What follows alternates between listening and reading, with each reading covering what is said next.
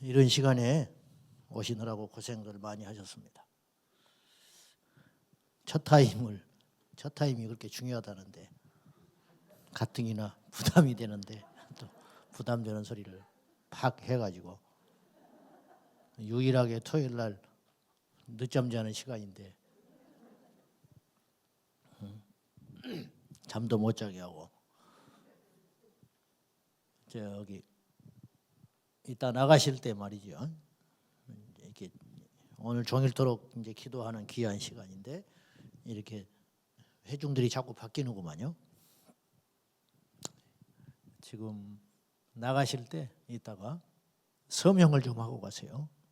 여러분의 해로운 게 아니니까. 연천에 이슬람 타운이 들어옵니다. 그리고 2008년에 10만 평을 샀어요.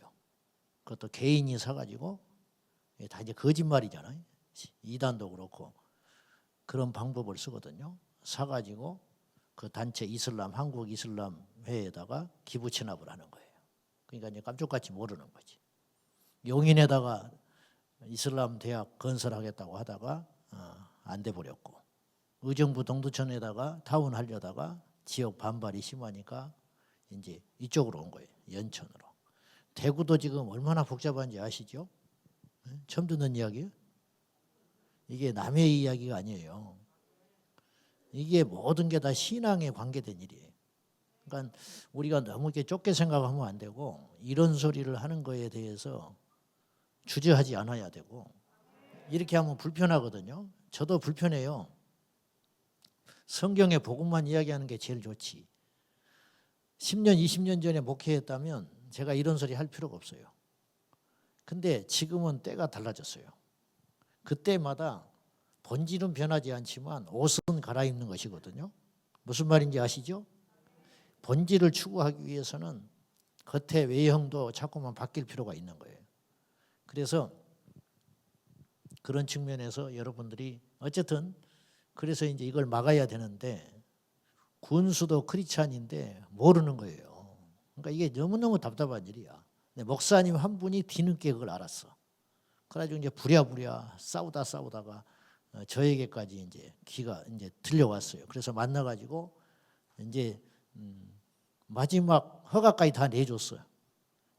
그래가지고 이제 야영장 캠프를 7,000평 허가를 낸 거예요. 이슬람 타운 하겠다고 한 게 아니고 이슬람 사원을 짓겠다고 허가를 내는 것이 아니고 야영장을 하겠다고 거짓말로 허가를 내가지고 거기다가 이슬람 타운을 건설하려고 한 거예요. 그러니까 연천에는 이슬람이 그 상징이 게 초승달이거든요. 요거 조형물도 엄청 많아요. 그걸 이제 안 거야. 사람들은 관심 없죠. 그냥 그런가 보다 하고 지나갔는데 꽃으로 조형물을 만들어 놓고 막 이렇게. 그러니까 뭔가 지금 이슬람의 그 돈이 들어온 거예요. 그러니까 이제 불신자 공무원들 이런 분들은 아무 관심이 없으니까 그냥 덥석덥석 받은 거죠. 그래가지고 그걸로 쓴 거지. 뇌물을 받았다는 뜻이 아니라 그런 기부금을 받아서 그냥 그렇게 한 거예요. 그리고 뭔가가 단체가 들어오고 뭐가 시설물이 들어오면 경제가 살아나니까 그걸 지방마다 유치하려고 난리단 말이죠. 그러니까 야영장 한다고 하니까 덜컥 허가를 내준 거예요. 깊게 생각도 안 하고. 근데 이제 그걸 뒤늦게 어떤 한 분이 알고 막 군수님을 찾아가고 공무원들을 만나고 해가지고 마지막 순간에 보류를 해놓은 거예요. 보류. 그러니까 이 시점에 있기 때문에 우리가 막아서지 않으면 큰일 납니다. 연천에 뭐 이슬람 들어온다고 우리하고 무슨 상관이 있냐? 그렇지 않아요. 그쪽이 경기도 북쪽이기 때문에 이쪽에까지 다 영향이 있고 우리나라 전체가 영향에 들어가는 거예요. 인천, 그다음에 안산, 경기도 고양 이런 데 외국 이주민들 있잖아요. 이런 사람들이 모스크들이 많아요. 이슬람들이, 무슬림들이. 그런 사람들이 그곳에 다 모여드는 거예요. 그리고 제가 이 접한 정보에 의하면 제주도에 지금 난민들, 불법 체류자들이 무슬림들이 많이 들어와 있어요. 이 사람들을 그쪽으로 체류시킨다는 말이 있는 거야. 그 연천이 쑥대밭 돼버리는 거예요. 연천만 그럴 것 같아요? 그 사람들 그 절기 있잖아요. 기도하는 주간, 그 다음에 그들의 절기에 따라서 기도하고 할 때마다 전국에서 이제 모여가지고 그곳에 할 텐데 할랄 식품단지 들어올 것이고 그러면 이제 막을 길이 없는 거예요. 이거 심각합니다, 여러분. 이슬람은 우리와 함께 평화롭게 지낼 수 있는 불교와 같은 종교가 아니에요. 이건 정말 무서운 집단이에요. 유럽, 영국, 프랑스 다 넘어갔잖아요. 프랑스 같은 데는요, 그 사람들은 한 명이 4명씩 이렇게 부인을 거느릴 수 있다고요. 그러니까 그것에 근거해가지고 거짓말로 해가지고 한국에 와서 총각 행세하면서 한국 사람하고 결혼해가지고 애 낳고, 그리고 이제 그때서야 폭행하고, 여자들을 사람으로 안 봐요. 그들의 교리는 물건입니다. 그래서 4명을 거느리고 자식을 막 놓고, 한 사람이 3명, 4명씩 난다고 생각해요. 20명. 한 남자가 20명을 낳으래요. 쉽게 말하면. 영국과 프랑스가 그렇게 했어요. 처음에는 영국, 프랑스 사람들이 미개하다고 그랬죠.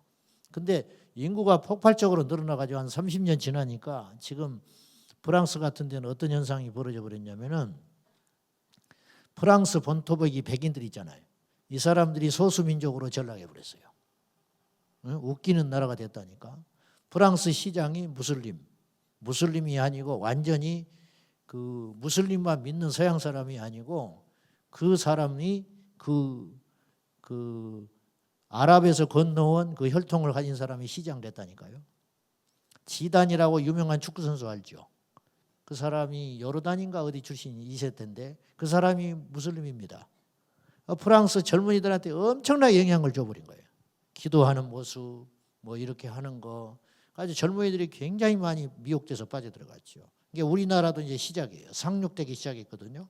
이거 초기에 막아내지 않으면 제가 볼 때는 우리나라를 무시하자는 게 아니라 우리나라의 어떤 인구수나 어떤 국력이나 경제 상황 이런 걸로 볼 때 영국이나 프랑스 같이 단단한 기독교 서양의 뿌리인데도 불구하고 독일이나 루터가 독일에서 종교를 일으키고 그랬는데 독일도 넘어가요. 독일이 얼마나 깐깐한 민족인데. 근데 해볼 수가 없는 거예요. 인구의 사람 숫자에 대해서는 해볼 수가 없는 거야. 그러니까 우리나라는 제가 볼 때 프랑스, 영국이 30년 걸렸다면 우리나라는 15년이면 무너진다. 저는 그렇게 봐요. 그러니까 대구에 지금 이슬람 사원도 폐소했습니다. 공무원들이. 그래가지고 그거 공사 중단했는데 그쪽 상대방에서 그것이 불법한 일이라고 해가지고 대구 그 구청하고 싸웠거든요. 구청이 져버렸어요. 법원에서 어떻게 된 법원인지 국민들 편을 안 들어주고 외국인 손 들어준 거야. 미친놈들이에요. 나는 좀 심한 표현으로. 그러니까 패소해버렸어요. 주민 11명이 지금 피눈물 흘리고 있는 거야. 이 엄동설 안에. 공사 뼈대 세워놨는데 못 짓게 막았거든요. 차량 못 들어오게 막고. 왜 동네 한 주변 한 동네에 한 복판에 무슬림이 모스크를 짓냐. 그러면 어떻게 우리가 사냐. 이렇게 그들은 불신자들이에요. 불신자들인데 그 사람들은 이제 지극히 인간적인 생각으로 시작한 거죠. 집값 떨어진다, 시끄럽다, 애들 교육에 문제가 된다. 이제 이런 것 때문에 시작된 일인데 이제 우리 어쨌든 기독교 진영이 알고 했는데 져버렸어요, 법원에서.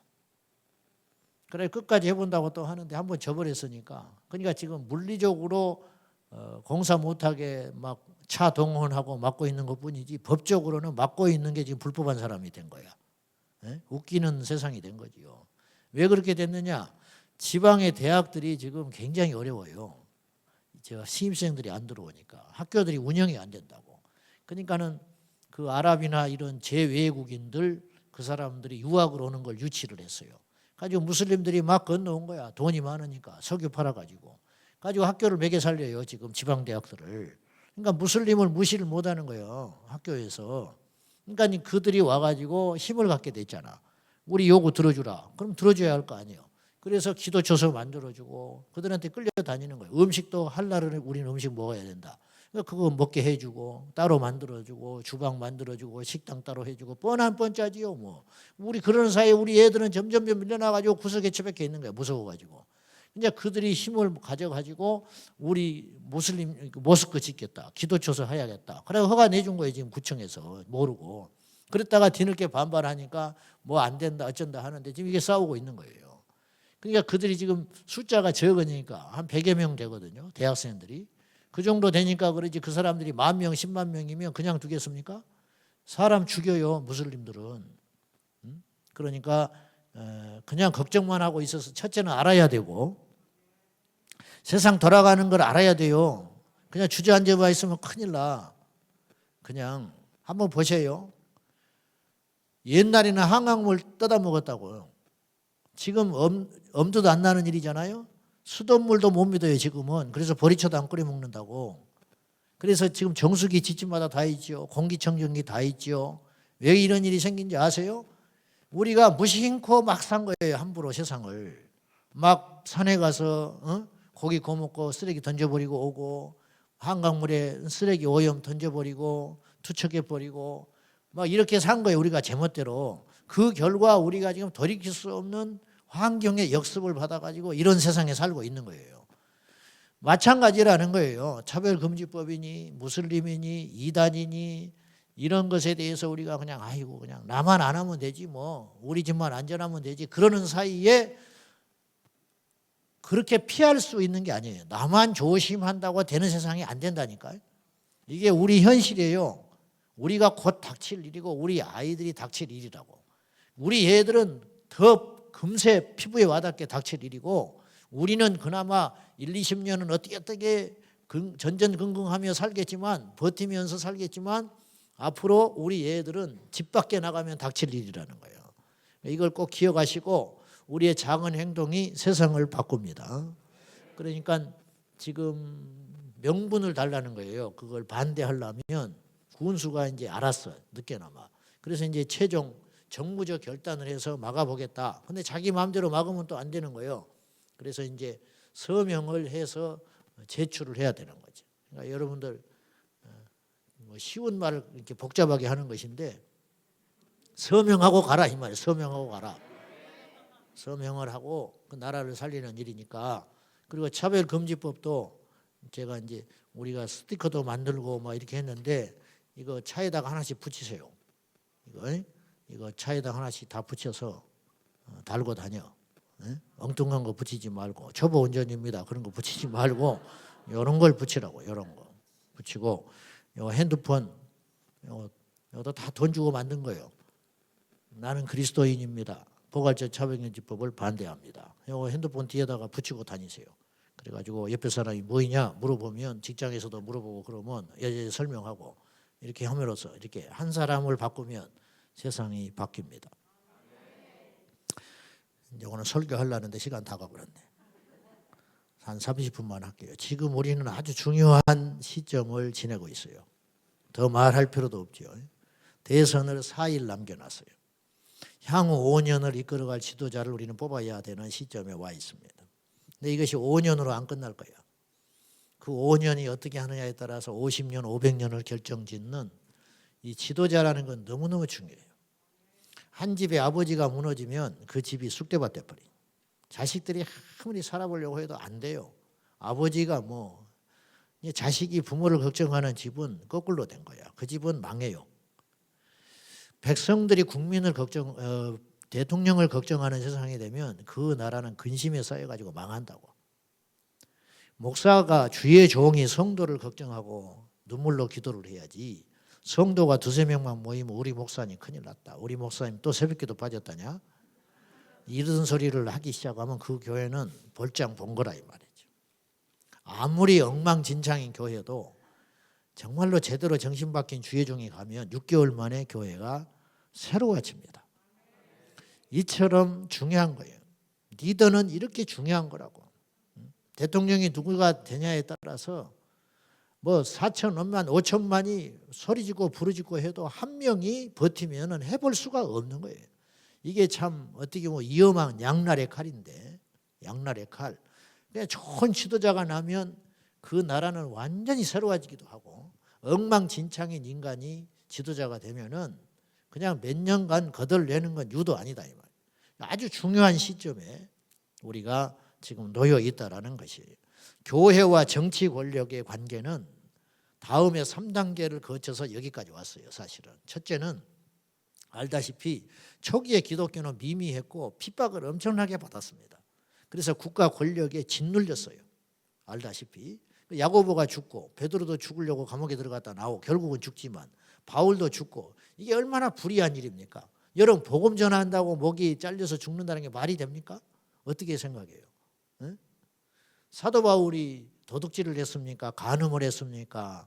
국가에 무슨 혁명을 일으켰습니까? 그게 아니잖아요. 순수하게 복음만 전하고 다녔잖아. 그리고 객관적으로 봐서 바울이 전한 복음을 통하여 얼마나 세상이 밝아졌어요. 한번 객관적으로 보자고. 우리가 꼭 예수를 믿어서는 소리가 아니라 바울이 교회 세웠지요. 교회 세워서 우상 떠나가고 음란이 물러가고 중독자들이 떠나가게 되고 귀신이 떠나가게 되고 그게 뭐가 나빠? 그리고 교육이 들어가고 사람들의 정신이 바로 바뀌고 이게 기독교 정신 아니에요? 그런데도 불구하고 불의한 권력에 힘이 없으니까 바울 같은 위대한 하나님의 종도 열도막 나서 죽여버린 거예요. 복음 전했다는 이유로. 왜 그러냐? 국가 권력이 교회 위에 서 있었기 때문에 가능한 일이라는 거예요. 지금 북한에도 마찬가지 아닙니까? 네? 북한에서도 성경만 갖고 있어도 그렇게 무자비한 탄압을 받잖아. 중국도 마찬가지고. 이게 왜 이런 일이 생기느냐? 국가 권력이 교회 위에 있기 때문에 그렇다 이 말이에요. 이런 때가 있었어요.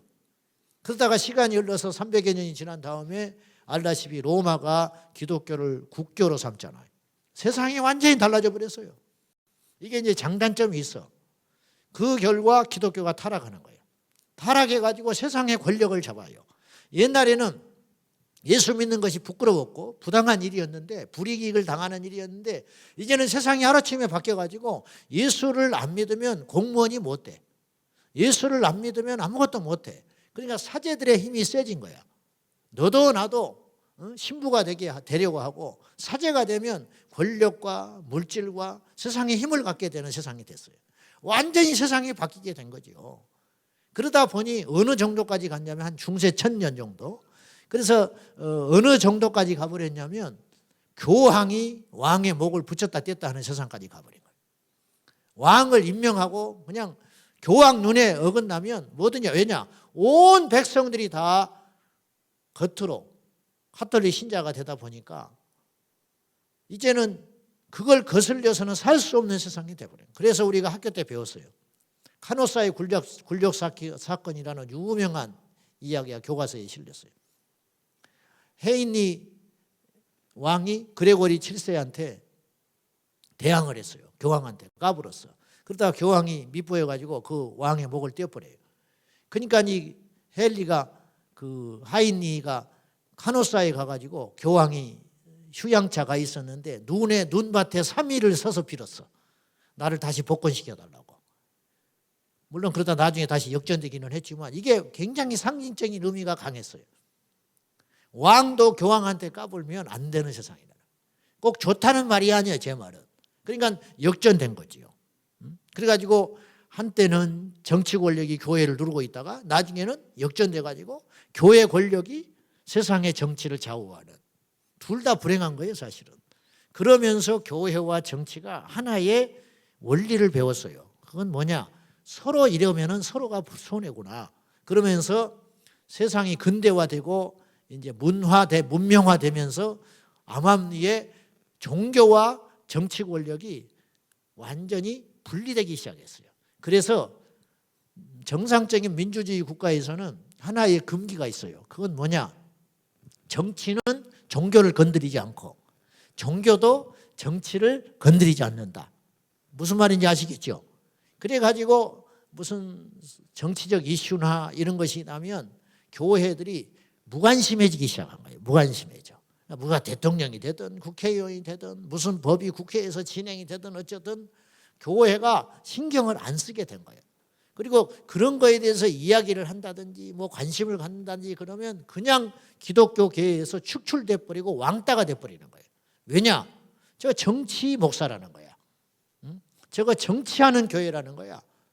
그래가지고 소위 기도 많이 하고 믿음 좋고 신령하다는 사람들은 그런 말 자체를 하는 것이 세속적이고 타락한 그리스도인처럼 취급을 받는 사이에 어떤 일이 벌어졌느냐?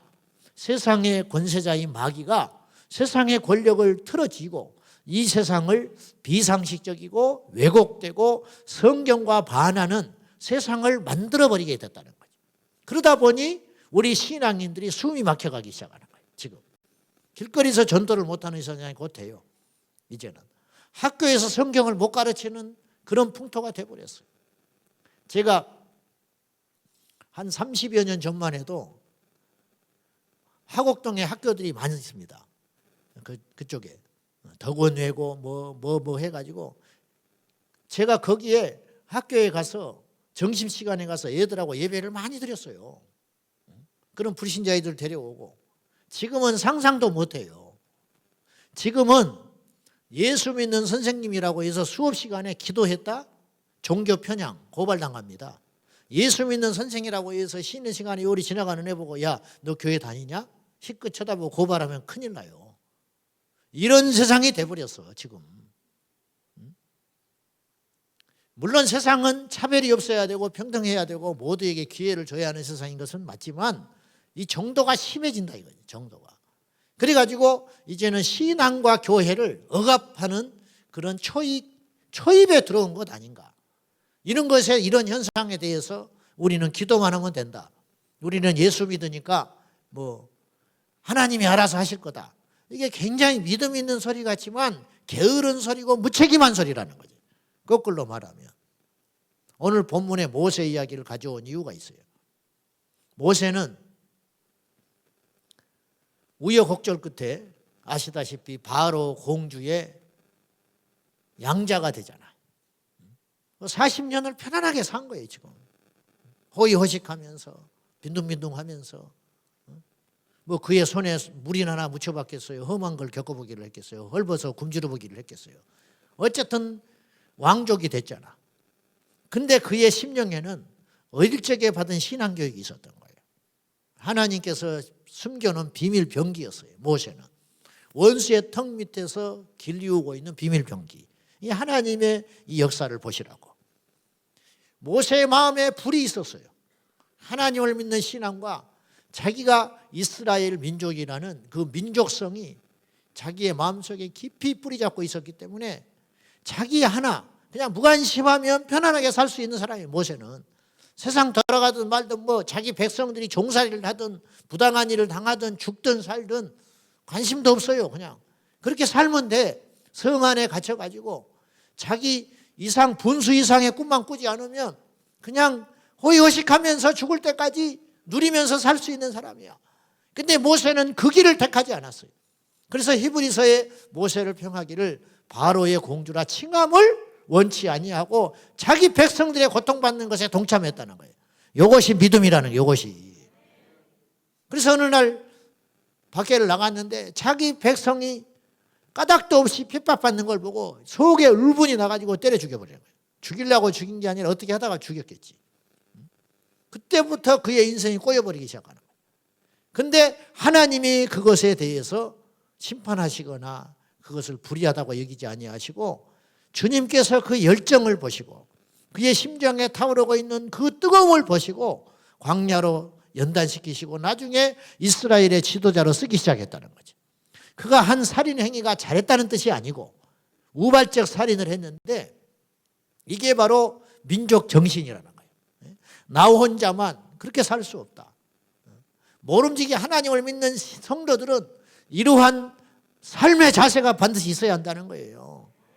좀 둘러봐야 된다는 거예요. 이 세상이 어떻게 돼가는지.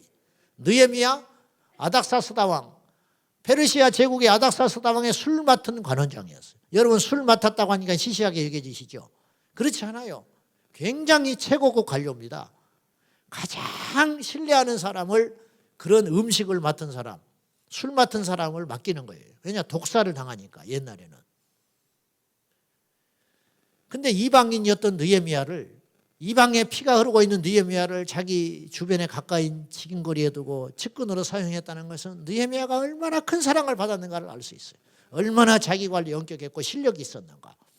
근데 느헤미야가 어느 날 근심에 쌓여 있어요. 아닥사스다 왕이 보니까 안 됐어. 너 왜 그러냐? 그때 속에 있는 이야기를 해요. 내 조국이 지금 예루살렘이 다 회파되어 버리고 아직도 중건되지 못해가지고 내가 잠을 잘 수가 없습니다. 그 말이 아닥사스다 왕을 움직입니다. 그러면 네가 가서 네 조국을 좀 재건을 하거라. 아닥사스다에게 무슨 이득이 있어요? 그런다고. 느헤미야 보세요. 그냥 자기 하나 왕한테만 사랑받고 이쁨 받고 처세만 잘하면 한평생 호의호식하면서 처자식 기르면서 살 수 있는 사람이라니까요. 근데 느헤미야는 그렇게 살고 싶지 않았다는 거예요. 이게 믿음이라는 거예요. 이것이. 구약의 모든 선지자들은, 하나님이 썼던 하나님의 종들과 선지자들은 이러한 자기 조국에 대한 뜨거운 불타는 심정이 있었다는 거예요. 애국이 곧 신앙이에요. 나라 사랑과 하나님 사랑은 분리될 수 있는 게 아니에요. 이걸 분리하려고 하는 게 사탄의 전략이라는 거예요. 나라가 없이 교회가 어떻게 있습니까? 저 북녘 땅에 동방의 예루살렘에 이렇게 있던 평양성에 김일성이가 들어와 가지고 붉은 피로 물들어 버리니까 교회들이 다 없어져 버렸잖아요. 믿는 자들이 한 명도 없어져 버리는 거예요. 이게 원리예요. 이게 원리. 남한도 마찬가지야. 우리가 수수방관하면 절대 안 된다는 거예요. 절대로. 오늘 우리는 그 어느 때보다도 절실히 조국을 위해서 기도해야 할 시즌에 와 있잖아요. 그래서 오늘 우리가 이렇게 와 있는 거 아니에요. 나라가 어수선하고 평안하면 어수선하지 않고 평안하면 지금 우리가 이렇게 할 필요도 없는 거예요. 이게 꼭 좋은 일만은 아니에요. 지금 사실은. 투표율이 높다. 좋은 일이기도 하지만 그만큼 세상이 시끄럽다는 거예요. 걱정이 많다는 거예요. 사실은. 걱정이 되니까 투표장으로 발길을 옮겨가는 거예요. 지금 걱정이 많아. 근심들이. 국민들이 걱정이 많아. 앞으로 어떻게 할 거냐. 이게 꼭 좋은 일이 아니에요. 진짜 태평성대는요. 대통령이 누군지도 몰라야 돼. 정말로. 정말로 좋은 나라는 국회의원이 몇 명인지도 모르고 그래 왜 너무 질서가 있고 편안하고 안정되고 좋으니까 그런 거 신경 쓸 필요가 없다라는 것이죠. 근데 자꾸 그런데 날카로워지고 예민해지고 뭐가 어떤 일이 생기면 막 자다가도 일어나고 이게 불안하니까 이런 일이 생기는 거예요. 국민들이. 이게 비극이에요. 사실은. 거꾸로 말하면. 의식성이 높아졌다는 뜻도 되지만 비극적인 일이라고 사실은. 왜 비싼 밥 먹고 차별금지법이니 뭐니 이 짓을 해야 되냐고 지금 우리가. 복음만 전해야 할 강단에서 도대체가. 세 가지만 간략하게 오늘 홀리윈 이 뜻깊은 기도회를 맞이해서 세 가지만 주제로 말씀을 드리려고 마치겠습니다. 첫째, 이제 오늘의 주제는 이거예요. 정치와 나라 사랑과 교회와의 관계, 우리 신앙과의 관계 이것인데 첫째는 그 무엇보다 최종 권세자이신 하나님께 기도해야 돼요. 기도하지 않고 무슨 일이 됩니까? 기도하지 않으면 돼도 그건 되는 일이 아니에요. 그건 인간이 쌓아놓은 바벨탑이에요. 기도 안 하고 어떤 사람이 잘 됐다. 그건 잘 된 게 아니에요. 그 사람은 지옥 가요. 망해요. 교만해서. 자기 의가 드러나고. 기도 안 해도 요새 편안하다. 그 편안함 오래 못 가요. 그 평안하다 그러다가 개구리처럼 타 죽고 마는 거야. 좋은 게 아니에요. 기도하지 않으면 우린 죽은 자와 같아. 근데 이 나라와 민족이나 이런 이 대중대사에 우리가 제일 먼저 해야 할 일은 하나님 앞에 무릎 꿇어 기도해야 된다는 거지. 모든 것의 시작도 기도고 마지막도 기도해야 돼요. 기도하지 않으면 그건 아무것도 아닌 건 사탄의 일이 되는 거예요.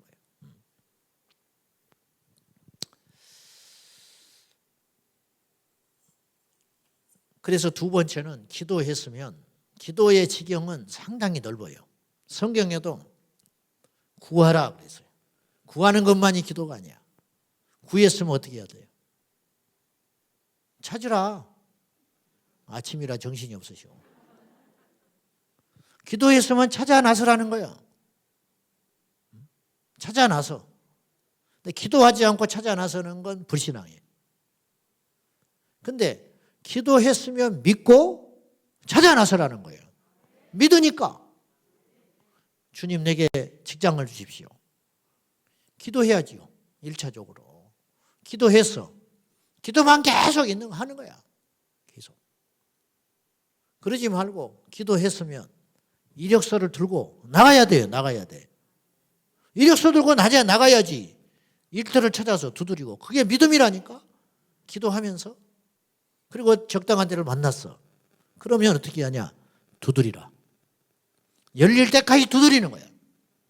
이력서 100장, 200장이라도 써야 한다니까요.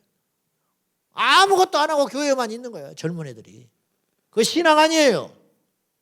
믿음 굉장히 좋은 것 같이. 35살, 40살 다 돼가지고 어디 가서 알바나 하고 자빠져 있고, 집에 가면 잠이나 자빠져 있고, 교회나 쫓아다닌다고 주일 나가서 아침에 새벽에 갔다가 저녁에 들어오고, 야, 너도 뭐 이제 뭘 해야 되지 않겠냐? 예수 안 믿는 엄마 아빠가 걱정이 돼가지고 성질이나 팍 내면서 교회 갈 거야. 그 교회 가. 그러니까 교회 가서 이제 기도도 안 해요. 그런 것들은 또 특징이. 교회 와서 또 친구들하고 도닥거리고 어디서 한쪽에서 핸드폰이나 하고 자빠져 있다가 집에 간다고. 뭐 교회 갔다 왔다고. 뭐 신령한 곳에 갔다 왔다고. 그게 현실이야. 그게 믿음인 것 같아요? 아주 때려 죽여버려 그런 것들을. 우리 애들한테 내가 반드시 3가지를 하라고 그래. 청년들한테. 이것들 안 하고 있으면 아주 그냥 안 둔다고 해요. 첫째, 기도를 해라. 기도해. 2번째, 공부해라. 3번째, 일해라. 요 3가지는 반드시 해야 된다. 기도를 하고 있든지, 일을 하고 있든지, 돈을 벌든지, 공부를 하든지, 아무것도 안 하고 노닥거리고 앉아가지고 나이는 먹어가고, 집에 가서 손이나 벌려들고 컵라면이나 끓여 처먹고 있고, 그러면 아침에 늦잠이나 자고 교회 가서 12시, 1시까지 노닥거리고 와가지고 아침에 늦잠 자빠지 자고 라면이나 끓여 먹고 엄마 아빠는 일하러 가버리는데, 그게 무슨 믿음이에요? 구해라, 찾으라, 두드리라. 이 말은 무슨 말이냐? 우리 그리스도인들이 2번째로 기도했으면 행동해라. 이면 행동해라. 걱정만 하고 앉아있지 말고 행동해라. 고기를 잡으려면 강가에 가야 돼. 강가에 가서 기도를 하는 거야. 근데 아무리 내가 실력이 좋아서 낚시를 들이워도 고기가 안 잡힐 수 있죠. 왜냐? 은혜가 없거든. 은혜. 무슨 말이냐? 그 고기를 하나님 보내줘야 돼. 그러니까 그건 보내주실 분께 기도해야 되는 거야. 근데 보내줬어. 하나님이. 그래, 고기 많이 잡아라. 보내줬어. 근데 낚시를 안 던져. 낚시를 안 던지고 있다. 그러면 하나님의 역사가 없는 거지요. 베드로를 만났지요. 밤새껏 수고했지만 고기를 못 잡았어. 깊은 데 가서 그물을 던져라. 말이 됩니까? 근데 말씀에 의지하여 내가 그물을 내리이다. 그리고 그물을 던졌어. 하나님이 고기 안 보내줬으면 그물을 아무리 던져도 못 잡는 거죠. 근데 고기를 잔뜩 잡아가라고 모여놨는데 베드로가 그물을 안 던져버렸다. 무슨 필요가 있냐 이 말이에요. 무슨 필요가. 그래서 예수 믿는 우리가 행동해야 된다. 차별금 집어 막아냅시다. 막아냅시다. 다 나쁘다고 그래. 다 그래야 된다고 그래. 차별금 집어 막자고 그래. 근데 모이자고 그러면 안 모여. 서명하자고 그러면 안 해. 다들 걱정하고 있어요. 걱정만 하고 있어. 그러니까 세상의 권력이 아주 교회를 우습게 하는 거야. 선거 때만 되면 와서 얼굴 내밀고, 요새는 내밀지도 않더만 또. 얼마나 개똥으로 알고 있는지. 그걸 좋은 건 아니지만은. 왜냐? 이제 눈치채버린 거야. 예수쟁이들은 말만 그렇지 결국은 투표할 때는 지역 따라갈 거고 그럴 것이니까 신경 안 써도 된다는 거야. 근데 건들지 말아야 할 것은 불교 집단이라는 거야. 중들이 머리 깎고 목탁 두드리면 복잡하다. 건들지 말아라. 여당에서 하나 건드려가지고 벌집 쓰셔가지고 난리 났잖아요. 틀린 말 아니에요 사실은. 등산 가는데 왜 입장료를 내? 절도 안 가는데. 안 그래? 수십 년간 그 입장료를 얼마나 해먹었는데 수십억씩, 수천억, 수백억씩 벌었지. 그 재정 보고도 안 해. 틀린 말 안 하는 거예요 지금 사실은. 왜 그런 부당한 짓을 해야 되냐. 절에 가는 사람이나 받든지 어찌든지 등산 가는 사람이 왜 절간에도 안 가는데 입장료를 내고 거기를 출입을 해야 되냐. 이렇게 해가지고 국립공원 해가지고 벌어들인 수입이 얼마나 많냐. 한 번도 재정 감사도 안 받고 보고도 안 하고 그 돈이 도대체 어디로 가냐 이거야. 그랬다가 난리 났어요. 벌집 쑤셨었어. 막 몇십 년 만에 모였어. 그것 때문에. 중들이. 코로나 때문에. 그래가지고 목탁 두드리고 난리 나고 그래가지고 뭐 가서 사과를 하는데 또 사과로 오니까 안 받아줘. 얼마나 기세가 등등하고 힘이 센지. 이게 그릇된 힘인데 숫자의 힘. 교회는 만만한 거야. 왜냐? 교회들이 각자 놀아 각자. 떠들어봤자 그러고 마는 거야. 그 지역의 한 교회만 떠들고 마는 거야. 연합 대오를 형성해가지고 이렇게 해야 되는데 우리끼리 지지고 볶고 장로교냐 감리교냐 성결교냐 순복음이냐 이렇게 해가지고는 갈라치기 해가지고 마귀에게 속아가지고 그러다가 이제 회의를 느껴버리고 지쳐가지고 야 그냥 예수나 잘 믿자 그러든지 말든지 우리 교회만 잘 다니자. 그냥 힘이 하나도 없는 거야. 힘이 하나도. 그래서는 안 된다는 거예요. 그래서는 이게 정치적인 이야기가 아니에요. 여러분이 저를 어떻게 보는지는 모르겠지만은 나는 성령파고 예수파야. 예수를 만나면 천국의 소망을 두고 사는 사람은 이 땅에도 하나님의 나라를 만들고 싶은 거룩한 본능이 있는 거예요. 주님께서 눈을 들어 세상을 보라. 추수할 것은 많은데 일꾼이 없구나. 주님의 눈에 보이는 거예요. 주님의 눈에. 여러분 알아야 보여요. 알아야 보여. 봐서 아는 게 아니라니까. 하나님을 만나면 세상이 달리 보이기 시작하는 거야. 제가 예수 안 믿어서 동성애 관심이나 갖습니까? 그러더니 말 미친 것들 나는 안 하면 되지. 내 새끼는 안 그러면 되지. 그러고 그냥 무관심하게 산 거예요. 이슬람 아이고 오든지 말든지 뭐 지들은 자기 종교 있잖아. 강요 뭐 나도 뭐 때가 돼 믿으면 되고 뭐 안 믿으면 되고 내 자유지 뭐 돈 준다는데 믿으면 되지 뭐. 이렇게 가는 거예요. 왜? 천국을 안 믿으니까. 말씀이 없으니까. 그러한 끔찍한 삶을 살 뻔했는데 죄인 중에 괴수 같은 우리를 부르사 복음을 만나게 하시고 세상 돌아가는 것을 하나님의 안경으로 뜨게 하셔서 보게 하시고 넓은 길을 가지 않게 하시고 좁은 생명의 길을 걷게 하신 하나님. 그럼 걸어가야 할 거 아니에요. 알고만 있지 말고 그래 저 길이 좋은 길이야. 맞아 저 길이 천국 가는 길이야. 십자가를 져야 돼. 그럼 뭐하냐 이 말이에요. 실제로 져야지. 행동해야지. 행동하라. 아멘. 차별금지법 막아내자. 기도하고 기도하면 용기가 생기고 용기가 생기면 전략이 생기는 거예요. 아 이렇게 해야겠구나 저렇게 해야겠구나 누구를 만나야겠구나 이럴 때 행동을 이렇게 해야겠구나. 하나님께 기도하면 주님이 전략을 주시고 모략을 주시고. 느헤미야가 기도하지 않았겠어요? 예루살렘이 불타고 있다. 예루살렘이 재건해야 된다. 회파되어 있다. 거룩한 성 예루살렘이 저게 무슨 꼴이냐. 얼마나 많이 기도했겠어요. 그래 하나님이 그 기도를 들으셔서 아닥사스다 왕의 마음을 움직인 거 아닙니까? 성경에 그렇게 자세히 묘사는 안 돼 있지만 그거 아니에요. 그거. 에스더가 기도했죠. 3일을 금식하고 왕께 나간다고 하지 않아요? 죽으면 죽는다고. 왕이 안 부른 데 가면 죽는 거예요. 그러나 나는 가겠다. 하나님이 그만 움직여줬잖아. 이쁘게 보였다. 이쁘게. 그게 우연한 일이 아니라는 거예요. 기도하고 행동하면 원수가 물러가요. 기도하고 국회에 가면 국회의원들이 움직인다니까. 근데 아무것도 안 하면 어떤 일도 안 일어나요. 에드먼드 버크라는 사람은 아주 유명한 말을 했어요. 악이 승리하기 위해서 필요한 유일한 조건은 잘 들어보시오. 악이 승리하기 위한 유일한 조건은 선한 사람들이 아무것도 안 하는 것이다 그랬어요. 알고 있는 사람이 안 움직여. 양심 있는 사람들이 침묵해. 선한 사람들이 알지만 행동하지 않아. 그러면 악이 판치는 세상이 돼버린다는 거야. 이정훈 교수라고 알죠? 이 양반이 극적으로 회심해서 기독교인이 됐는데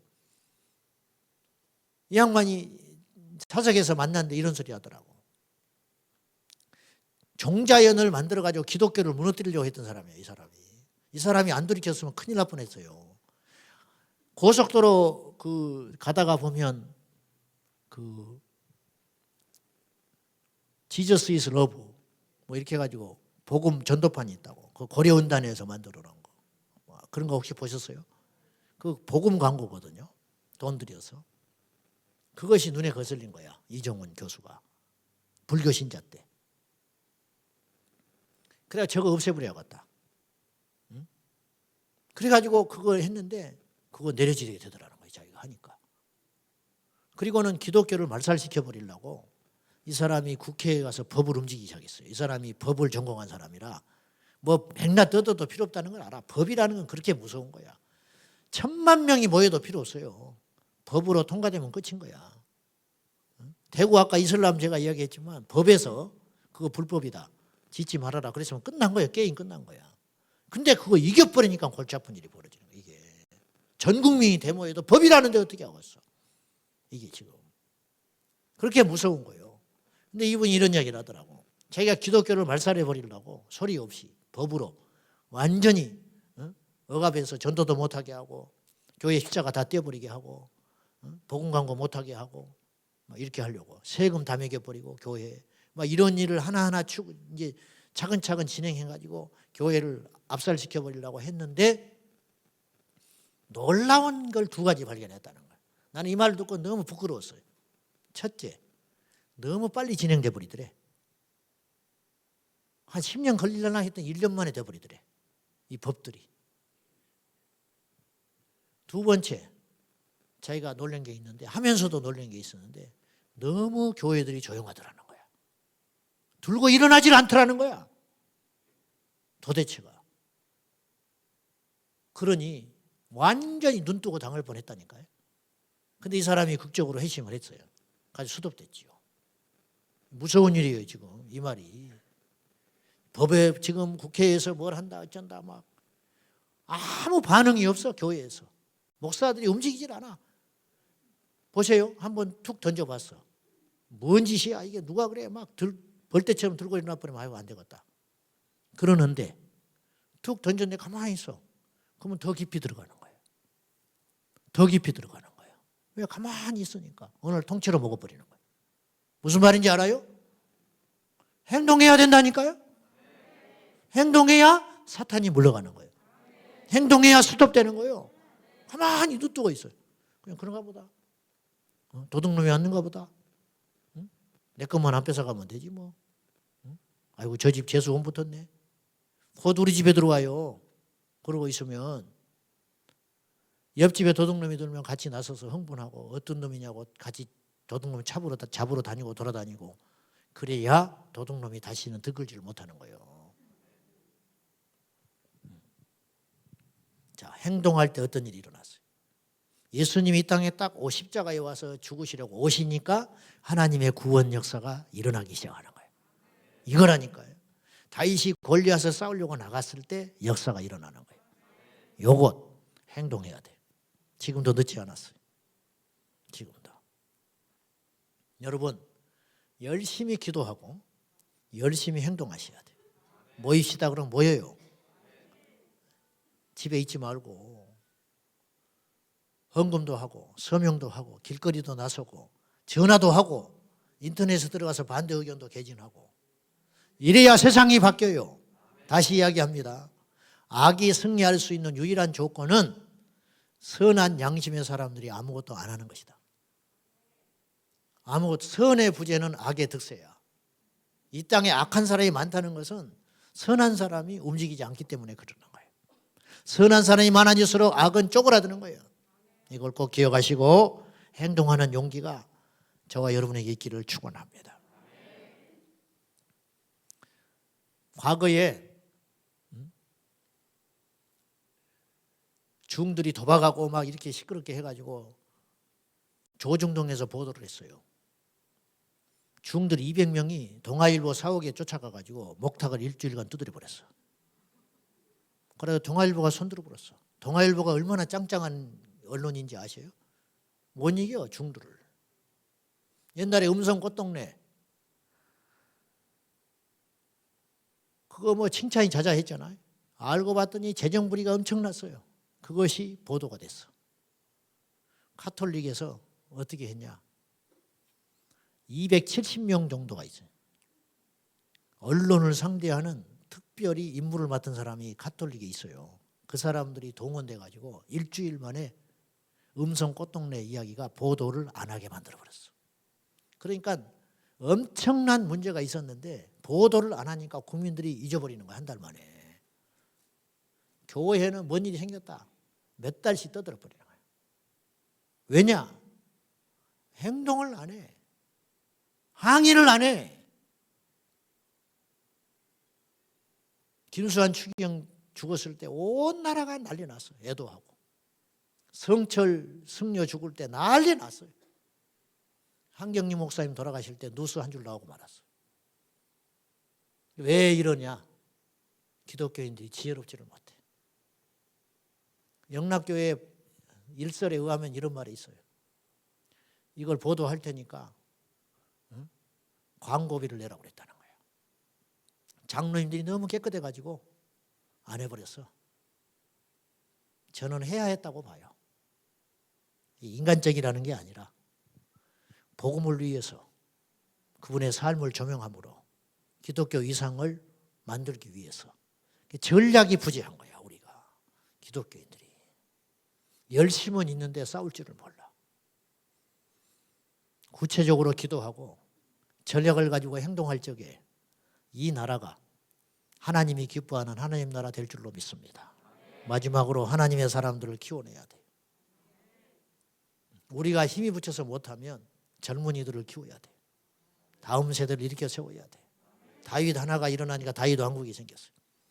비밀병기들, 이 땅에도 비밀병기들이 있어요. 여러분의 자녀들이 비밀병기가 돼야 돼. 여러분의 자녀가 요셉이 돼야 되고 다니엘이 돼야 되고 다윗이 돼야 되고 에스더가 돼야 돼. 한몫 잡자는 게 아니고 유명한 사람이 되자는 게 아니라 똑똑하고 돈 버는 사람을 만드는 게 아니라 하나님의 진리 앞에 순복하면서 담대히 나갈 수 있는 용사, 그런 사람을 만들어내야 된다. 한 사람이 세상을 바꿔요. 사람이 힘이에요. 할렐루야. 우리나라도 마찬가지. 자원이 있습니까? 땅이 없습니까? 우리나라의 경쟁력은 사람밖에 없어. 재벌이 어쩌고 저쩌고 해도 일단 한번 보세요. 이병철, 이건희 회장으로 넘어가면서 반도체가 시작이 됐어요. 삼성 반도체 아니 우리나라 못 살아요. 정지영 회장이 자동차 포니를 만들고 수출하기 시작했어. 현대자동차, 삼성 반도체 아니었으면 우리나라는 지금 뭐 하는 거냐. 미안한 이야기지만 머리 잘라가지고 가발 만들어서 수출하고 있는 거야. 옛날에 그랬어요, 우리나라. 무슨 말인지 알아요? 머리 사러 다녔잖아요. 가발 만들어서 팔겠다고. 가발 수천 개, 수백만 개 만들어줘도 자동차 몇 대 팔아버린 것보다 못해. 무슨 말인지 알아요? 다람쥐 잡아가지고 수출하던 나라였어, 우리나라. 다람쥐 꼬리 쓴다고. 무단개구리 잡아가지고 수출하던 나라였어. 그거 팔아서 얼마나 벌겠어. 근데 왜 그런 일이 생겼냐? 한 사람의 결단이야. 반도체가 뭔지도 모를 때 이거 하자고 엄청난 돈을 쏟아붓고 미래 먹거리를 만들자고 한 사람이 1000만 명을 먹여 살리는 거야. 한 사람이.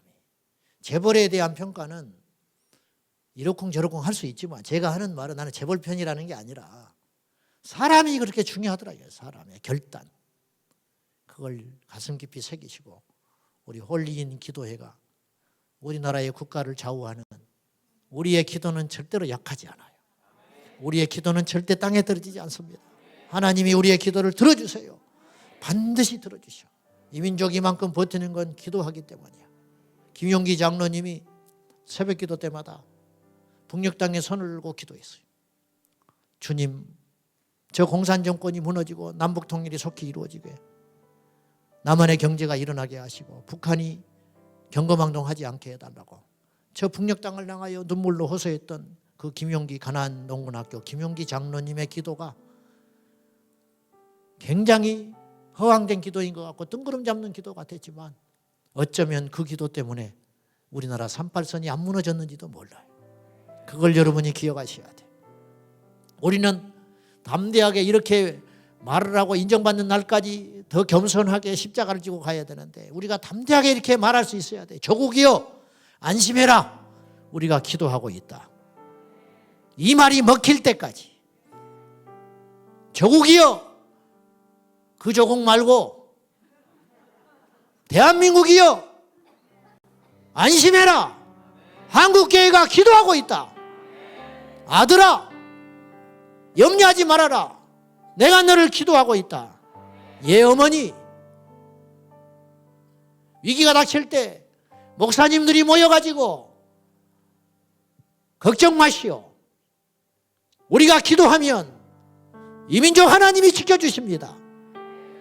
그렇게 당당히 말할 수 있는 대한민국이 오도록 우리가 더 겸손하고 정직하고 십자가의 길을 걸어가야 한다는 거예요. 기도하십시오. 행동하십시오. 그리고 사람을 키우십시오. 우리 기도합시다. 이 시간에 우리 기도할 적에 그동안 무관심하고 무지했던 죄를 회개하며 남의 탓 할 것 하나도 없어요. 우리가 똑바로 못 믿어서 그래요. 주님, 회개합니다. 이 민족을 여호와의 손에 맡겨 올려드립니다. 지켜주십시오. 5,000년 지켜주신 하나님, 앞으로 5만 년, 10만 년도 주님 오실 때까지 지켜주실 줄로 믿습니다. 이 민족을 거룩한 나라, 이 민족이 상식이 통하는 나라, 이 민족이 질서가 잡힌 나라, 이 민족이 안전한 나라가 되게 해달라고 우리 다같이 말씀 붙들고 간절한 마음으로 우리 주님 부르며 기도하겠습니다. 주여, 주여, 주여. 이 민족을 지켜주시옵소서. 이 땅을 지켜주시옵소서. 이 땅이 어떻게 여기까지 왔습니까? 수많은 선조들의 땀과 눈물과 피로 지켜낸 이 민족, 이대로 무너질 수 없습니다. 악하고 패역한 무리에게 농락당할 수 없습니다. 예수의 이름으로 이 땅에 하나님의 정의가 일어나게 하시고, 예수의 이름으로 이 땅에 하나님의 질서가 임하게 하여 주시고, 이 땅에 하나님의 영광이 하늘에서 땅에 하늘에서 주의 뜻이 이루어진 것 같이 땅에서도 이루어지게 하여 주시옵소서. 거룩하신 여호와여, 영광과 존귀와 찬송, 영광과 존귀와 찬송 받으시고 예수님의 생명이 우리 가운데 충만하게 하소서. 대통령 선거를 주관하여 주시고 향후 5년 동안 이 민족을 거룩하게 다스릴 백성들의 눈물을 알 수 있는 지도자, 하나님 앞에 영광을 올릴 수 있는 지도자가 주여 뽑혀지게 하여 주소서. 우리는 힘이 없어 기도할 뿐입니다. 기도하고 행동하며 믿음으로 맞서 이기는 저희들 되게 하여 주시옵소서. 이 땅의 젊은이들이 예수의 이름으로 일어날지어다. 이 땅의 젊은이들이 정신을 차리고 역사의식을 가지고 일어나게 하여 주시고, 이 땅의 모든 그리스도인들이 잠자는 것을 깨어나게 하여 주소서. 깨어나 일어날지어다. 깨어나 일어날지어다. 주여 역사하여 주시옵소서.